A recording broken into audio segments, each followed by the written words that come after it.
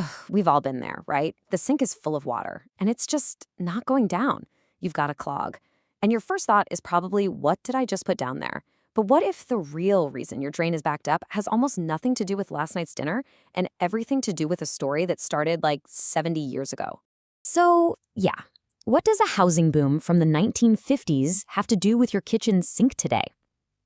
I know, it sounds a little random, but the connection is actually fascinating. It turns out, if you really want to understand why our drains are clogging up now, we've got to jump in a time machine and see how our neighborhoods were built in the first place. Okay, let's take a look at suburbs like Rolling Meadows, Illinois. A really familiar story is starting to play out there. Plumbers are getting more and more calls for clogged drains and, even worse, sewer backups. And look, yeah, grease and hair are definitely part of the equation, but the real problem? Oh, it's so much bigger than that. So what we're really looking at here is kind of like a perfect storm brewing right under our feet. You've got these aging municipal lines, pipes that have been in the ground for decades. Then you get heavy seasonal rain just overwhelming the system. And get this, tree roots are literally just breaking their way into the pipes looking for water. It's not about one little clog anymore. We're talking about a whole system under some serious stress. So to really wrap our heads around this, let's zoom in and focus on the story of just one town. Because the history of Rolling Meadows, it's the perfect case study. It shows exactly how the promise of that post-war suburban dream accidentally laid the groundwork for today's plumbing nightmares.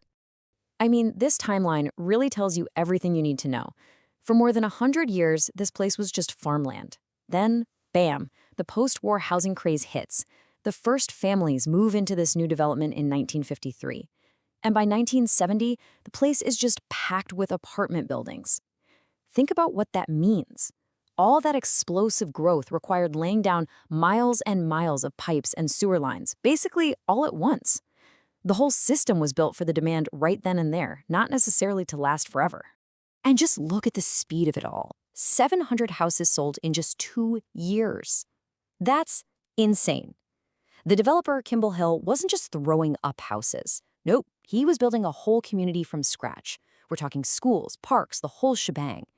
It was an amazing achievement, for sure.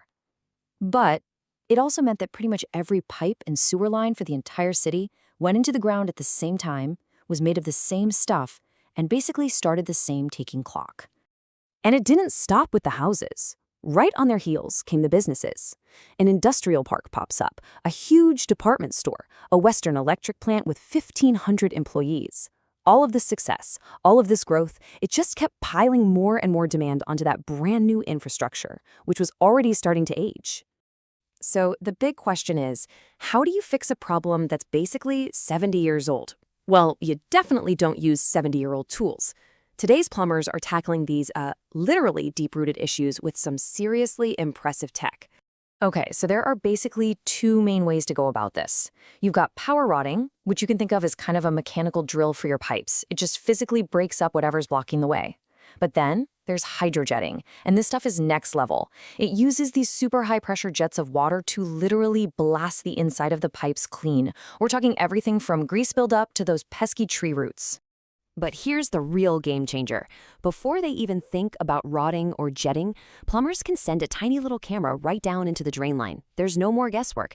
They can see exactly what the problem is, exactly where it is, and what's causing it. It's basically like performing surgery on your plumbing. So the whole process is incredibly precise. Step 1, the camera goes in to identify the blockage. You see exactly what you're up against. Step 2, the high-pressure hose goes in. Then the water jets get to work, and they don't just poke a hole through the gunk, they scour the entire inner wall of the pipe, making it like no. Finally, all that debris gets flushed completely out of the system. Problem solved. Okay, so all that technology is amazing, right? But let's be honest, the best case scenario is to never need it in the first place. So let's switch gears and talk about what you can actually do to keep your drains flowing and prevent these massive clogs before they even start. All right, here's your preventative playbook. And some of this is super simple stuff, using drain screens on sinks and tubs. And please, never pour grease down the drain. Those things make a huge difference. But probably the most important tip, especially if you live in a home built during one of these boom periods, is to know your system. Find out how old your sewer line is. Just understanding that can help you get way ahead of any problems. You can schedule routine checks and catch a small issue before it becomes a catastrophic and super expensive one. Okay, So we've dug into the history, diagnosed the problem, and even looked at the high-tech solutions. Now it's time to zoom out and see the bigger picture. Why the story of one little town's plumbing actually matters to all of us. 24,200. That's about how many people live in Rolling Meadows, Illinois. Now, that's just one town. But think about it. There are thousands of towns just like it all across the country, every single one with a nearly identical story of super fast post-war growth. And that right there is the real takeaway. This whole story isn't just about pipes and clogs. It's about the hidden legacy of that suburban dream. The very thing that made these communities so successful, that rapid growth, is also what created this invisible underground network that is now, you guessed it, reaching the end of its lifespan, all at the exact same time. So the next time your own sink starts to drain a little slowly, maybe you'll think about that ticking clock. The real story might not be in your sink at all. It might be the hidden history of your entire neighborhood, an entire generation of infrastructure that's coming of age all at once. Kind of makes you wonder, doesn't it? What hidden history is flowing right now beneath your own feet?